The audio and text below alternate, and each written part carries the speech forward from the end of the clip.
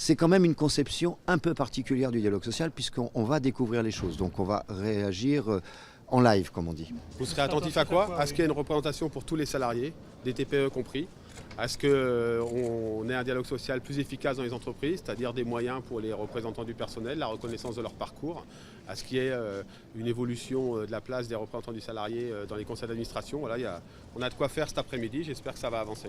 La dernière négociation a un peu échoué parce que sur la méthode, ce n'était pas vraiment la bonne méthode.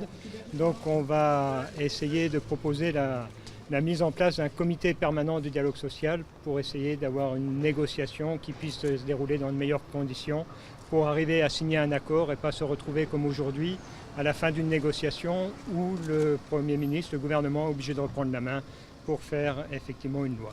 Ce que nous attendons du Premier ministre cet après-midi, c'est la confirmation que les prérogatives du CHSCT restent. Non pas pour faire plaisir aux organisations syndicales, mais parce que c'est le seul lieu en proximité avec les salariés qui permet de faire de la politique de prévention en matière de santé au travail. Donc c'est fondamental, à la fois pour le bien-être des salariés, mais aussi la compétitivité des entreprises.